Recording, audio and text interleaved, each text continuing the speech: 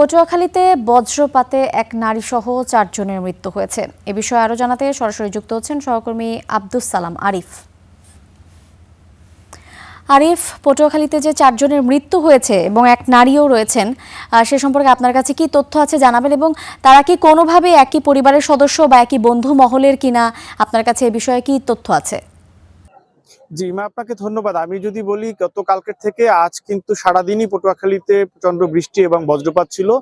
এরা মূলত 4 জন, 3 জন হচ্ছে এক উপজেলা, আর একজন হচ্ছে অন্য একটি উপজেলা। সবাই কিন্তু কৃষি কাজের সাথে জড়িত, এবং আমরা যেটি খোঁজ খবর নিয়ে জেনেছি যে তারা কিষানি হিসেবে কাজ করতেন। একজন যিনি নারী ছিলেন তিনি মাঠে কাজ করতেন, এবং বাকি যে 3 জন তারা মূলত মাঠে গরু চড়াতে গিয়েই এই বজ্রপাতের শিকার হয়েছেন।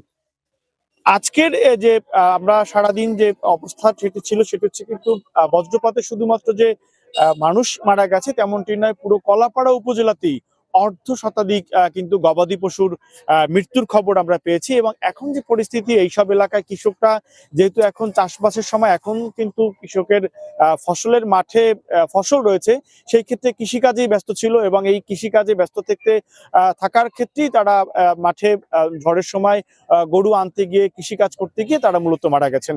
আমরা পটুয়াখালী জেলার ত্রাণ ও পুনর্বাসন কর্মকর্তার সাথে কথা বলেছি। যেহেতু সরকারি একটি নীতিমালায় রয়েছে, যারা বজ্রপাতে নিহত হবেন তাদেরকে সরকারের পক্ষ থেকে সহায়তা করার একটি বিধান রয়েছে। সেক্ষেত্রে তারা বলছেন যে এসব ক্ষতিগ্রস্ত পরিবারের তারা তথ্য সংগ্রহ করছেন, এবং তাদেরকে সরকারের যে নিয়ম রয়েছে সেই নিয়ম নীতি অনুযায়ী তারা সরকারি সহায়তা পাবেন। ইতিমধ্যে জেলা প্রশাসনের যে ফেসবুক পেজ এবং তাদের যে বিভিন্ন মাধ্যম রয়েছে, সেক্ষেত্রে কিন্তু নির্দেশনা জারি করা রয়েছে যে আগামীকাল করেও এমন বজ্রপাত হতে পারে। সেই ক্ষেত্রে ঘরের কাজ ছাড়া, জরুরি প্রয়োজন ছাড়া বাইরে না বেড়ানোর জন্য কিন্তু নির্দেশনা জারি করা হয়েছে। এবং যারা বিভিন্ন ধরনের খেলাধুলার আয়োজন করে, বিশেষ করে এই সময়টা কিন্তু নতুন করে ক্রীড়া প্রতিযোগিতা চলছে, সেই ক্ষেত্রে সেই আয়োজনটাও যত ইনডোরে করা হয় সেজন্য কিন্তু জেলা প্রশাসনের পক্ষ থেকে নির্দেশনা দেওয়া হয়েছে। আমরা আজ পটুয়াখালীর যে এই যে পরিস্থিতি, সেই পরিস্থিতি নিয়ে একটি উদ্বেগ কাজ করছে কৃষকদের মধ্যে। যেহেতু এখন মুগ ডাল তোলার সময়, মুগ ডাল কৃষকরা ব্যস্ত, সেই ক্ষেত্রে এটি কেমন দ্রুত সময়ের মধ্যে তারা ঘরে তুলবেন, এমন দুর্যোগ পরিস্থিতি, সেটি নিয়েও কিন্তু তারা শঙ্কায় রয়েছেন। পটুয়াখালী থেকে আমার কাছে এই ছিল সর্বশেষ।